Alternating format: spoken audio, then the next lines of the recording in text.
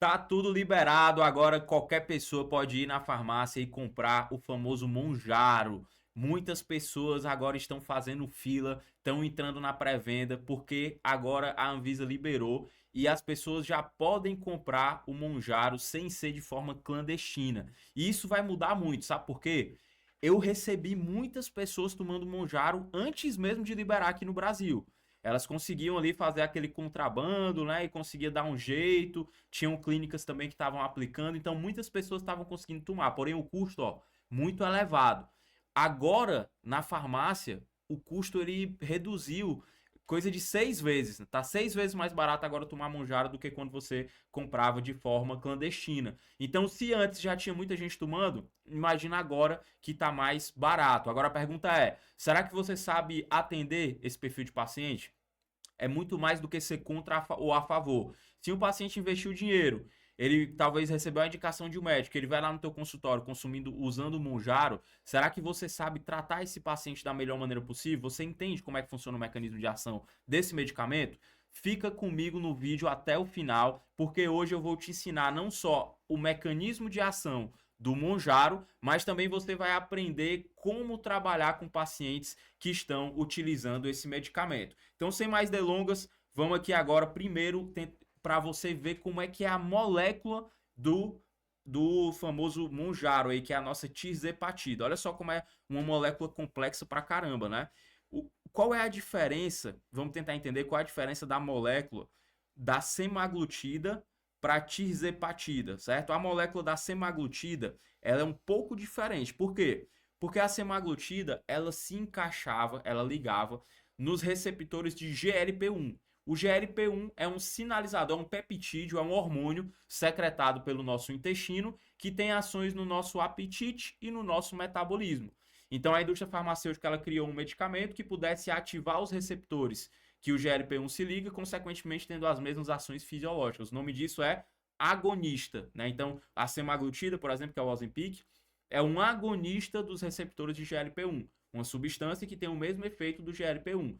Só que o que acontece? O nosso GLP-1 ele age durante algumas horas, né? Quando você está come alguma coisa, e aí aquilo chega lá no intestino, o intestino secreta o GLP-1, e aí com algumas horas depois aquele alimento vai saindo ali daquela porção do intestino e vai diminuindo a secreção do GLP-1. Então o nosso GLP-1 ele age ali durante 2 horas pós-prandial. Já o Ozempic, ele consegue agir durante uma semana.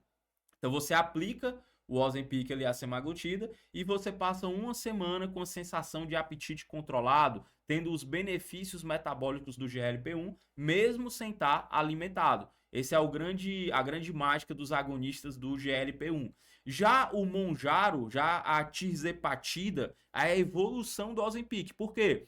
Porque essa molécula complexa aqui que vocês estão vendo, ela não só se liga nos receptores do GLP-1, como a semaglutida já fazia, mas ela também se liga nos receptores de GIP. É o que a gente chama de tioincretin, que é uma molécula gêmea, né? Ela consegue se ligar em dois receptores diferentes. E isso faz uma diferença muito grande em relação aos seus efeitos no emagrecimento quando comparado com o GLP-1 sozinho, quando comparado com a semaglutida sozinha. Então, essa é a grande diferença. A tirzepatida se liga em dois receptores, GLP-1 e GIP, e a semaglutida se liga apenas nos receptores de GLP-1. Essa simples mudança faz com que o Monjaro tenha um efeito muito mais intenso no emagrecimento. E é isso que a gente vai ver nessa aula de hoje. Para a gente entender como funciona a função da tirzepatida e como ela age, a gente precisa entender a função das incretinas. As incretinas são justamente esses dois peptídeos, o GLP-1 e o GIP. E agora vamos entender um pouco mais como é que ela funciona aqui na prática. Olha só, ações diretas do GLP-1. Então, o GLP-1 ele consegue diminuir a inflamação porque ele atua nas nossas células imunológicas. Isso é muito importante durante a obesidade, certo? Principalmente, o que é que o GLP-1 faz em relação ao emagrecimento? Ele vai lá no nosso pâncreas e ele estimula a produção e a secreção de insulina pelas células beta-pancreáticas. Isso reduz a nossa glicemia pós-prandial. Você tem uma resposta glicêmica mais controlada. Por quê? Porque você tem uma liberação de insulina mais eficiente pelo pâncreas. Além disso, mais importante do que isso, o GLP-1 ele vai atuar onde? Ele vai atuar no nosso cérebro. E já já a gente vai aprofundar um pouco mais sobre a atuação do GLP-1 no cérebro. O que é que o GLP-1 faz lá no cérebro? Ele vai lá no nosso hipotálamo, que é uma região do nosso cérebro, que tem a ver com o nosso controle do apetite, e ele informa para o hipotálamo que a gente está alimentado. E aí, alguns neurônios anorexígenos, que são neurônios que tiram a fome, vão ser ativados e você fica sem fome. Então, é como se o GLP-1 ele formasse para o nosso cérebro que a gente está alimentado, para que a gente possa parar de comer. Né? Então, esse é o grande efeito aí do GLP-1 no emagrecimento. Você perde o apetite, beleza? Já nas nossas, o GIP, ele também tem algumas funções interessantes. Ó. A gente tem aqui ó, algumas ações interessantes do GIP, que principalmente também no nosso cérebro. Então, o GIP ele também atua em mecanismos de controle do apetite no cérebro. O GIP também pode atuar no estômago, assim como o GLP-1. O que é que o GLP-1 faz no estômago? Ele diminui o esvaziamento gástrico, então a pessoa fica cheia mais cedo. Imagina, você está tomando ali o Monjaro, né? Tem o GIP e tem o GLP-1 que estão ali atrasando o esvaziamento gástrico. Então, você come alguma coisinha, o estômago já fica cheio. Aí, além do mais, ele ainda está informando para o teu cérebro que você está alimentado mesmo sem estar. Tanto o GIP como o GLP-1. E aí, consequentemente, o que acontece?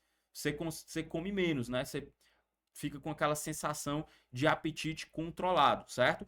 Então, essas duas moléculas em conjunto, elas vão ter aí um efeito muito importante no nosso apetite. Agora, o GIP, ele tem uma ação diferente do GLP-1, que eu vou falar aqui para vocês, que é bem importante de ser falado. O GIP, ele também atua no tecido adiposo. Então, olha só, enquanto o Ozempic, que aciona só ali os receptores de GLP-1, atua principalmente no apetite, nas células beta-pancreáticas e no estômago. Então, ele tira o apetite e melhora a função da insulina, beleza? Esse é o GLP-1. O GIP, ele vai além. O GIP, ele também atua no apetite. O GIP, ele também atua no estômago. Mas o GIP, ele também atua no tecido adiposo. O que é que o obeso sofre? O obeso ele sofre de uma infiltração de macrófagos no tecido adiposo, que a gente chama de inflamação de baixo grau. Então, a obesidade, ela desequilibra a fisiologia do tecido adiposo. E o GIP, ele é um anti-inflamatório do tecido adiposo. A sua atuação no tecido adiposo melhora a ação da insulina naquele tecido e isso pode melhorar a fisiologia do tecido adiposo de um obeso. O obeso ele tem um tecido adiposo que funciona de uma forma desequilibrada. É um tecido adiposo que secreta mediadores inflamatórios e, consequentemente, aumenta o risco de doenças cardiovasculares, diabetes, arteriosclerose. E o GIP, ele ajuda a melhorar a fisiologia do tecido adiposo, atuando como um fator que pode controlar a inflamação naquele local. E isso pode fazer total diferença no processo de emagrecimento. Além disso, existe um efeito colateral. Quando você usa o GLP-1 sozinho, uma molécula que só se liga nos receptores de GLP-1, como por exemplo a semaglutida, que é o Ozempic, existe um forte efeito colateral, que são as náuseas, os enjoos. Então, o paciente ele não tolera uma dose muito alta. Por exemplo, a maior dose que tem de semaglutida é 2,4 miligramas. Já é uma dose muito alta. Eu, particularmente, no meu consultório, poucas vezes eu vi pessoas tolerando mais de 1 miligrama por semana. Normalmente as pessoas tomam 0,5 miligramas por semana, 0,25 miligramas por semana, 0,75 e pouquíssimas pessoas eu já vi aí usando uma dose de 2,4 miligramas por semana. Já a tizepatida ou o Mounjaro, as pessoas conseguem utilizar uma dose de até 15 miligramas. Então, olha só, enquanto o semaglutida tem no máximo 2,4, a tizepatida tem até de 15 miligramas. Por que que os pacientes conseguem tolerar uma dose maior? Porque essa junção de uma molécula que se liga tanto nos receptores de GIP quanto de GLP-1 diminui esse efeito que dá de náuseas, diminui esse efeito colateral. E aí, consequentemente, as pessoas conseguem tolerar uma dose maior de algo que tira o apetite e melhora o metabolismo. Então, o Mounjaro ele acaba sendo uma droga mais forte, os efeitos dela são mais fortes, porque o paciente consegue tolerar uma dose muito maior de tizepatida, de Mounjaro, do que de semaglutida. Tanto que os estudos de tizepatida apresentam uma perda de peso bem mais importante do que os estudos aí de Mounjaro, tá certo? Então, olha só, resumindo aqui alguns efeitos. Sistema nervoso central do GIP aumenta a saciedade, diminui a ingestão de comida, aumenta as náuseas e diminui o peso. Olha só o efeito do GIP, isso aqui é do GLP-1. Olha só o efeito do GIP aqui, ó. Diminui a ingestão de comida, diminui as náuseas. Então o GIP ele tem um efeito, ele controla as náuseas do GLP-1. Então por isso que eles juntos eles são mais fortes, é mais ou menos isso. Juntos eles são mais fortes. Então você consegue usar uma dose maior quando você usa os dois juntos, principalmente por essa ação do GIP de diminuir as náuseas ao invés de aumentar, certo? Agora vamos aprofundar um pouquinho mais aqui no nosso hipotálamo, tá? Olha só, esse mecanismo aqui é dentro do nosso hipotálamo. Esses circuitos neurológicos são dentro do nosso hipotálamo. O que é que o hipotálamo faz? Ó? Ele recebe informações da periferia do nosso corpo. Ó. Aqui a gente tem um exemplo do sistema gastrointestinal. O GLP-1 ele vai chegar lá nos neurônios do hipotálamo e ele vai ativar esse circuito neurológico, que é um circuito neurológico chamado de POMC-CART. Esse circuito neurológico, por sua vez, ele é anorexígeno. Quando você ativa isso aqui, quando o hipotálamo ele recebe a informação do GLP-1, ele se conecta com outras áreas do nosso cérebro, informando que a gente está alimentado. Aí você fica com a sensação de apetite controlado. Então esse é o efeito de tirar a fome. E o GIP ele age da mesma forma. Olha só essa visão um pouco mais de fora do nosso sistema de regulação do apetite. Ó. Você tem os sinais periféricos, então, por exemplo, o GIP e o GLP-1, eles entram aqui no nosso hipotálamo, esse aqui é o hipotálamo, ó, como vocês podem ver aqui, eles entram no nosso hipotálamo e eles informam que a gente está alimentado. O hipotálamo ele se conecta com o nosso sistema de recompensa. O sistema de recompensa é o que dá o desejo por comida. Ai, que vontade de comer um doce, que vontade de comer um hambúrguer. Então o hipotálamo ele se conecta com esse sistema. Quando os neurônios anorexígenos são ativados, você diminui a atividade do sistema de recompensa. Então, o valor hedônico da comida, o que é o valor hedônico da comida? É o quanto que uma pizza parece gostosa para você. O quanto que um doce parece gostoso para você. Quando você não tem o GLP-1 e o GIP atuando, um doce, uma pizza vai parecer muito mais gostoso. Então, por exemplo, se eu almocei à tarde e eu passei a tarde inteira sem comer, deu 8 horas da noite, um hambúrguer vai parecer muito mais gostoso para mim do que se eu tiver feito uma refeição de macarrão com carne às 6 horas da tarde, não é verdade? Por quê? Porque se eu tiver feito a refeição com macarrão com carne às 6 horas da tarde, eu vou ter GLP-1 e GIP circulando, o meu efeito de saciedade, os meus neurônios anorexígenos vão estar ativados e eu vou ter menos desejo de comer um hambúrguer, por exemplo. E aí vai ser muito mais fácil eu tomar a decisão consciente que vem do meu córtex pré-frontal de não comer aquele hambúrguer. Então, assim, a minha decisão de comer um doce ou de comer um hambúrguer, além do estímulo ambiental, também sofre influências dos sinais internos.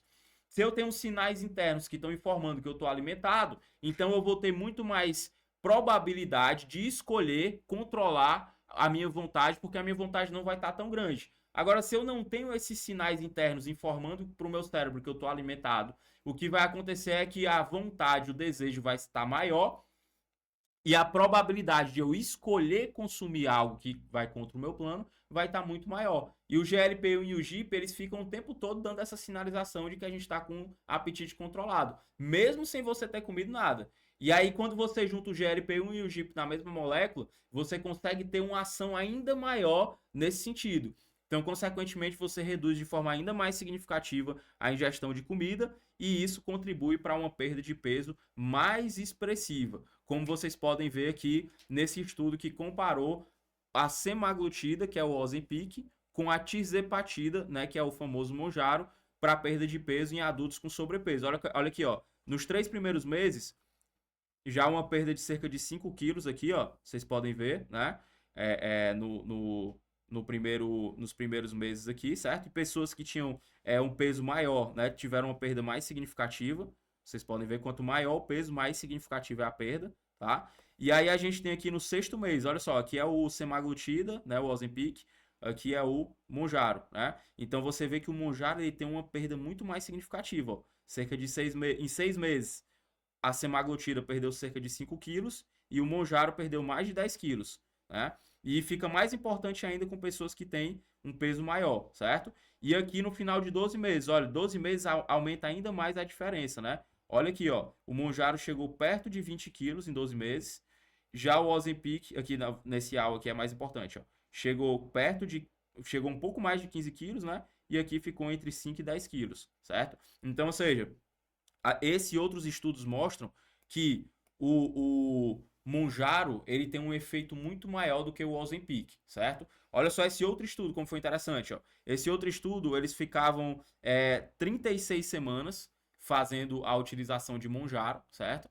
Numa dose de 10 ou 15 miligramas, dependendo da tolerância. Pessoas mais tolerantes usavam 15 miligramas, pessoas menos tolerantes usavam 10 miligramas por semana. Então eles passaram 36 semanas fazendo o uso do Monjaro. E aí eles perderam peso pra caramba. E depois dessas 36 semanas, eles ficaram até a semana 88, né? Da semana 36 até a 88. Dá quantas semanas aí, Guilherme?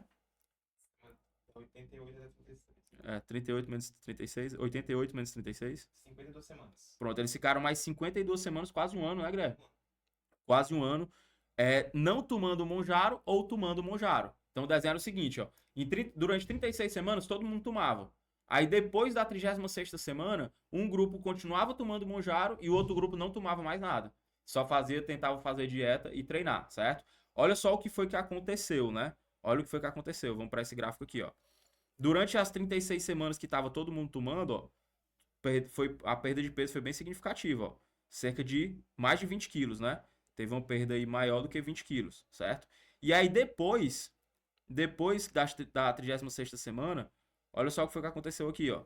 Depois da 36ª semana, as pessoas começaram a reganhar o peso, ó. Foram reganhando peso, certo?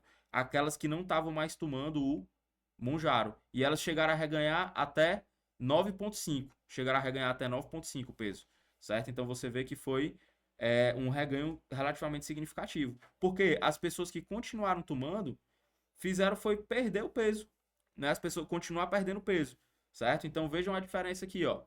Vejam essa diferença. No final das 36 semanas, um grupo continuou perdendo peso e chegou a perder 25 no total das 88 semanas, e o outro grupo não. O outro grupo foi reganhar uma parte do peso.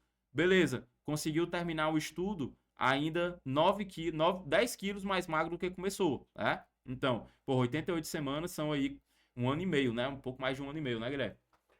Cerca um pouco mais de um ano e meio. Então, nos primeiras 36 semanas perderam peso pra caramba, depois reganharam parte desse peso. O grupo que continuou usando o Monjaro continuou perdendo peso e chegou a perder 25 quilos no final de 88 semanas, certo? Agora, por que será que esse grupo reganhou?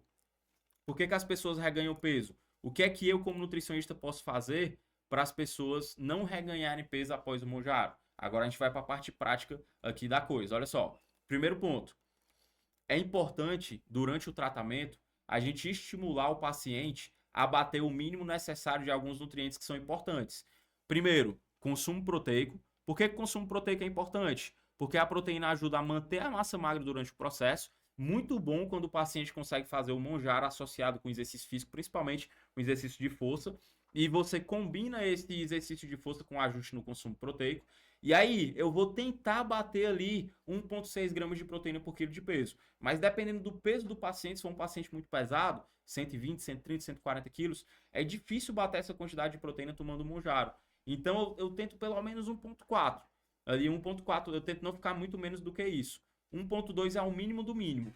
Mas eu tento mirar nos 1,6 gramas por quilo de peso. Às vezes eu miro no 1,6 e no começo do processo eu acerto no 1,2. E aí, conforme vai passando e ele vai ganhando mais tolerância ao medicamento e também vai perdendo peso, vai ficando mais fácil a gente ajustar a proteína de acordo com o peso, certo? Então, no mínimo 1,2, mas mirando para chegar no 1,6. Porque isso facilita o processo de perda de gordura e ajuda a manter a massa magra durante o processo. É importante a gente utilizar também suplementos vitamínicos, principalmente ferro e vitamina D, porque é muito difícil bater isso através de alimentação. Imagina o paciente ter que ficar comendo fontes de vitaminas e minerais através de coisas que nem tem calorias, se ele já não está nem com fome, não é verdade? Então é difícil bater. A gente pode usar sim aí suplementos vitamínicos, principalmente ferro e vitamina D, principalmente mulheres que estão usando o Monjaro e elas têm um ciclo menstrual ativo, elas não usam nenhum método contraceptivo que para o ciclo. É muito importante focar aqui no ferro, tá certo? E a gente também precisa ajustar o consumo de fibra. Então, as pessoas que usam o Monjaro não conseguem consumir a quantidade de fibra necessária. Então, você tem que usar a suplementação. Então, eu vou usar o Psyllium, eu vou usar o Fiber Lift da Essential, ou a fibra da Nutrata. Eu uso muito também a fibra da True Souls também, que é uma outra fibra que tem 5 gramas. Então, você tem que usar esses suplementos para a gente bater pelo menos 25 gramas de fibra por dia. Isso vai diminuir os efeitos gastrointestinais, como por exemplo de prisão de ventre, e também vai até mesmo facilitar o processo de emagrecimento e de melhora de saúde, porque a gente sabe que a fibra ajuda muito, tá certo? E aí, o que é muito importante também que a gente faça aqui durante esse processo? Olha só, vamos voltar aqui. O que é muito importante que a gente faça durante esse processo? Ajudar o paciente a organizar os mínimos detalhes. Então, olha só, quando eu vou montar o planejamento do paciente, eu pergunto para ele, olha só, tu vai no supermercado? Quem é que vai no supermercado? Qual o dia que tu vai no supermercado? Porque assim, ó, o Monjaro, ele tira a fome, mas ele não muda o ambiente. O nosso hábito alimentar, ele é guiado por sinais internos e estímulos ambientais. Quando você usa o Monjaro, você muda a sinalização interna, mas você não muda os estímulos ambientais. Então, se a pessoa ela não fizer um esforço para mudar o ambiente, e mudar o ambiente é um hábito constante que você tem que ter na rotina, ela vai tirar o Monjaro, os sinais internos de fome vão voltar, ela está no mesmo ambiente, ela vai voltar a comer o que ela comia, ela vai voltar a engordar. Foi o que aconteceu naquele estudo. O que é que a gente tem que fazer? Durante o tratamento do Monjaro, a gente tem que estimular que o paciente adquira hábitos para modular o seu ambiente. E quais são esses hábitos? Ir no supermercado constantemente no dia certo, quando a comida acabar, fazer as comidas, organizar as comidas ou delegar esse preparo, ter o hábito de delegar, que isso também tem que ser um hábito, ou ter o hábito de preparar e organizar se a pessoa não tiver condições de delegar para alguém. Então ela tem que organizar. O que é que significa organizar? Preparar, estocar, levar para o canto que tem que ir, parar, comer. Tem gente que não sabe nem parar para comer. Aí tem que parar, tem que comer, tem que se dedicar aquele tempo. Ah, Davi, mas eu tô sem fome. Tudo bem. Organiza, vai no supermercado, compra, organiza, leva pro canto que você tá, para e come, nem que você não coma tudo, nem que você coma 10% do que tem lá, mas não deixe de fazer isso. Muitas pessoas que usam o Monjaro, tomam o Monjaro, tira o apetite, para de comer, tira o Monjaro, volta o apetite, volta a comer, porque não aprendeu esses hábitos. Pessoas que aprendem os hábitos de organizar a rotina, quando tira o Monjaro já está com esses hábitos formados e consegue ter ali o que comer quando os sinais internos de apetite voltar, ela já está com o ambiente todo organizado porque ela aprendeu esses hábitos. Então esse é um ponto muito importante. E aí a gente precisa trabalhar metas. Então, eu vou colocar uma meta de refeições fora do plano, semanal. Eu vou colocar uma meta de frequência de exercício semanal. Eu vou colocar uma meta de consumo de bebida alcoólica semanal. Comer no máximo 3 refeições livres por semana. Realizar exercício físico pelo menos tantas vezes na semana. Para o paciente ir se adaptando a ter metas, cumprir metas e bater metas. Quando você só coloca meta de perda de peso, o paciente fica meio perdido. Então é muito importante você estipular metas semanais viáveis para esse paciente ter uma longevidade e quando ele tirar o Monjaro, ele já está acostumado ali a trabalhar essa parte de traçar metas e executar metas, porque isso vai fazer total diferença no planejamento. Então, volta aqui para mim, Guilherme. O Monjaro é um medicamento que você vai ver muito na tua rotina. O que é que você precisa entender? Que o hábito alimentar, ele é guiado por sinais internos e estímulos ambientais.